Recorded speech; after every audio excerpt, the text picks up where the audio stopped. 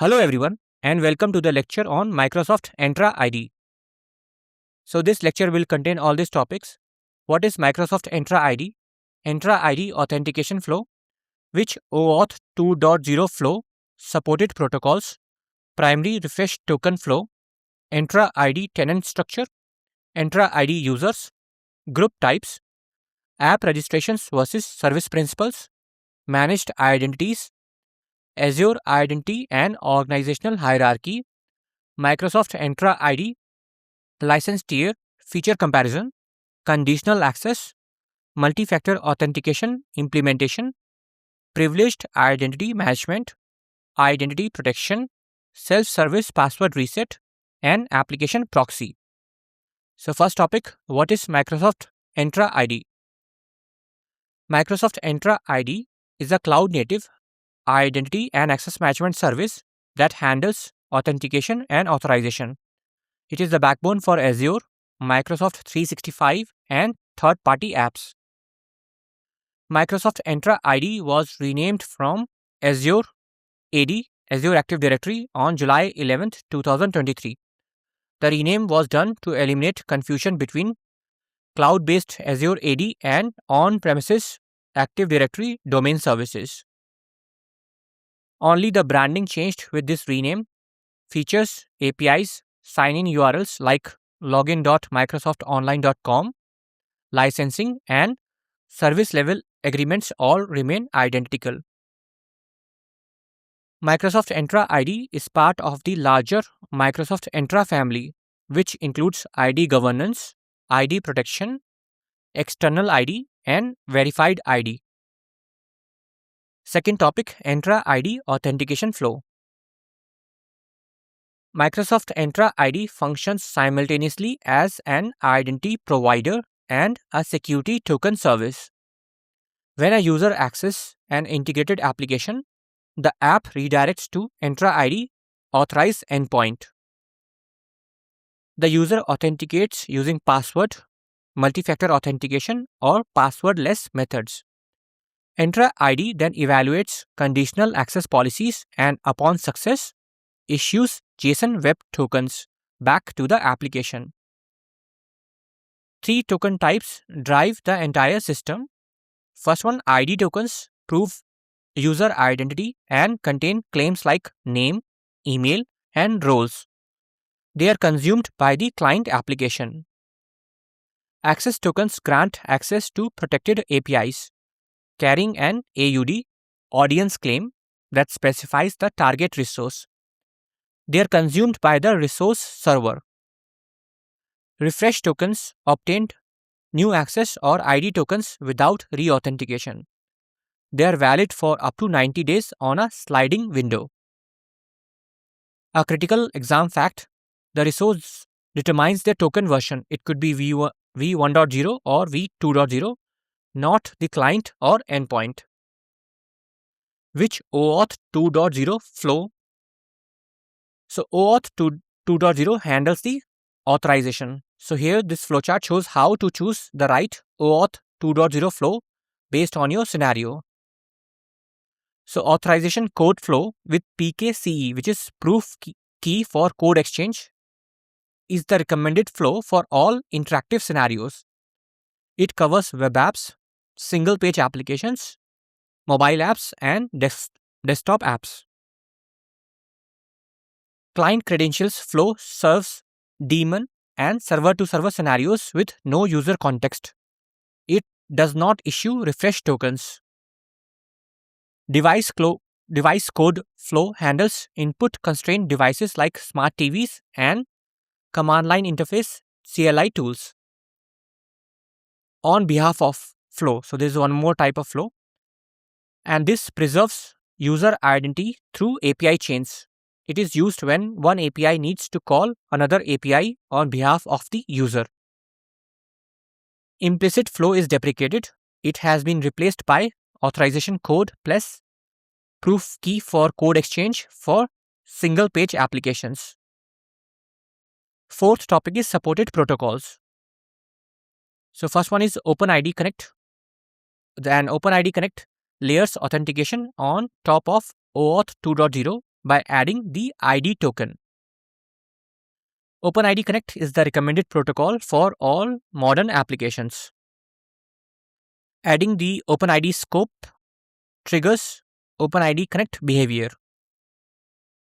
SAML 2.0 uses XML-based assertions and remains common for legacy enterprise applications that predate OAuth OIDC adoption. That is before SAML 2.0 was there. Then next came the OpenID Connect, which is based on OAuth 2.0.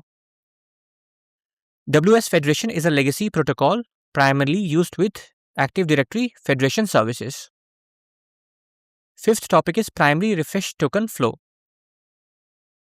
A PRT is a special JSON web token issued by Microsoft brokers. On Windows, the broker is Web Account Manager, and on mobile, it is the Authenticator app. It enables single sign-on across applications. The PRT carries user claims like identity and MFA status and device claims like device ID and compliance state. These device claims feed into conditional access policies. The PRT is valid for 90 days and is renewed every 4 hours approximately. It is a TPM protected, which is trusted platform module, meaning the key is bound to the device TPM chip and cannot be exported or replayed. MFA claim is obtained during initial authentication via MFA or Windows Hello. This MFA claim transfers to all apps through the PRT, so there are no per app multi-factor authentication prompts. Sixth topic is Entra ID tenant structure. An Entra ID tenant is a dedicated, trusted instance created automatically when an organization signs up for any Microsoft Cloud service. Every tenant receives a default domain, so it's like prefix and on Microsoft.com, and can add custom domains. Unlike on-premises AD with its hierarchical forest, domains, organizational units, Entra ID has a flat directory structure. It has no OUs, no group policy objects, no LDAP queries, and no computer objects. Seventh topic is Entra ID users. So users exist in three forms. First one, cloud only, created directly in Entra ID, synced from on-premises ID via Entra Connect, with on-premises as the authoritative source, and last one, guest. These are external B2B users authenticating at their home identity provider. So we can directly create on the cloud or can be synced from on-prem AD or external B2B users. So user type, so they are member versus guest. So user type controls default permission levels and is independent of whether the user is internal or external. Eighth topic is group types. So groups come in two types and three membership models. First one, security groups manage access control. Microsoft 365 groups enable collaboration with a shared mailbox, calendar, SharePoint site, and Teams. Membership can be assigned manually, or it could be dynamic user based on attribute-based rules, and that requires a premium P1 type of license, or dynamic device. This is only security groups only. Ninth topic is app registrations versus service principals. App registrations versus service principals is a critical distinction in Azure AD or Entra ID. App registration is the global blueprint of an application, existing only in the home tenant. It defines the client ID, redirect URIs, which is Uniform Resource Identifiers, API permissions, and credentials. Service principal is the local instance of that application in each tenant. It is created automatically in the home tenant and in each consuming tenant for multi-tenant apps. The enterprise applications blade in the Azure portal displays service principals. The application ID is the same across all tenants. The object ID of each service principal is unique per tenant. 10th topic is managed identities. Managed identities are special service principals with automatically managed credentials. System assigned identities have a one-to-one life cycle tied to their Azure resource. User assigned identities are standalone resources shareable across multiple Azure services. Under the hood, Azure rotates credentials every 45 days approximately, and tokens are acquired via Azure Instance Metadata Service endpoint. Managed identities require no license. 11th topic is Azure Identity and Organizational Hierarchy. A critical relationship, so each Azure subscription trusts exactly one Entra ID tenant, but a single tenant can have multiple subscriptions. Azure role-based access control role assignments at a management group cascade down to all child subscriptions and resources. The root management group is created automatically with an ID matching the tenant ID. 12th topic is Microsoft Entra ID license tier feature comparison. So there are total 4 tier: free tier, premium 1, premium 2 and governance.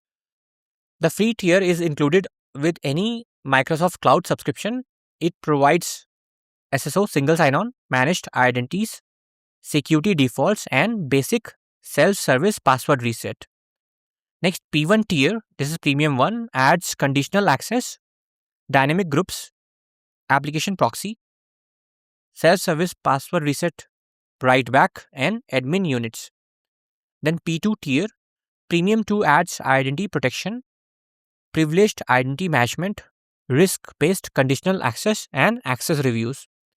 And lastly, governance add-on provides lifecycle workflows, auto assignment, and ML assisted reviews.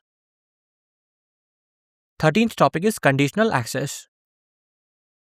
Conditional access operates as an if-then decision framework with 2 phases. Phase 1 is the if part where assignments are evaluated, and phase 2 is the then part where access controls are enforced. Phase 1 is called assignments. It evaluates who is signing in, such as it could be users, groups or roles, what they are accessing such as cloud apps or authentication context, and under what conditions such as device platform, location, client app, sign-in risk or user risk. Phase 2 is called access controls. It enforces grant controls like require MFA, require compliant device, require hybrid joint device, or require authentication strength. It also enforces session controls like sign-in frequency, persistent browser, app enforced restrictions, and defender for cloud apps. When multiple policies applies to a sign-in, all of them must be satisfied. This means the most restrictive combination wins. If one policy requires MFA and another requires a compliant device, the user must satisfy both. If any policy blocks access, the result is blocked regardless of what other policies allow. A single block overrides all other grant decisions. New policies should always be deployed in report-only mode first. This lets you see the impact of the policy without actually enforcing it. Break glass accounts are emergency access accounts and they must be excluded from all CA policies, conditional access policies. This ensures you are never logged out of your tenant. Next one is the multi-factor authentication implementation. MFA has three implementation approaches. First one, security defaults, conditional access MFA, and per user MFA. First one, security defaults. Security defaults provide blanket MFA for all users via the Authenticator app, blocks legacy authentication, and requires no license. It is designed for small organizations. Conditional access based MFA requires an Entra ID P1 license and offers granular, policy based enforcement with context aware conditions. It is Microsoft's recommended approach for enterprise grade flexibility. Third one, per user MFA is a legacy approach that is being deprecated. It has no granular policy control and should be migrated to conditional access. Fifth topic is privileged identity management. Privileged identity management eliminates standing admin access through eligible assignments. Users must explicitly activate roles when needed with configurable duration, approval workflows, justification requirements, and MFA enforcement. PIM manages privileged identity management, manages three scopes. First one, Entra ID roles like global admin and security admin. Azure resource roles like owner and contributor at any scope, and groups for just-in-time group membership. All activations are audited with a complete trail of who activated what, when, and why, logged in Entra audit logs. Privileged identity management requires an Entra ID Premium 2 license. 16th topic is identity protection. Identity protection distinguishes two risk types, user risk and sign-in risk. User risk represents the probability that an account is compromised, such as leaked credentials or anomalous behavior. It persists until remediated. Sign-in risk represents the probability that a specific sign-in is not from the identity owner, such as impossible travel, anonymous IP, or password spray. It is evaluated per session. Both risk types produce low, medium, or high risk levels. Best practice is to create separate conditional access policies for user risk and sign-in risk, not combined into a single policy. Users can self-remediate by completing MFA challenge and password change. Identity protection requires an Entra ID Premium 2 license. 17th topic is self-service password reset. Self-service password reset lets users reset passwords without help desk intervention. Users verify identity through registered authentication methods such as Authenticator app, phone, email, or security questions. Password write-back synchronizes cloud resets back to an on-premises AD in real time via Azure Service Bus using outbound only on port 443, and this requires a Premium 1 license. 18th topic is application proxy. Application proxy publishes on-premises web apps through Entra ID without VPN, which is Virtual Private Network. A lightweight private network connector on Windows Server handles all communication. All traffic is outbound, so no inbound firewall rules are needed. Pre-authentication through Entra ID enables conditional access and MFA for on-premises apps. And that's all. Thanks for watching.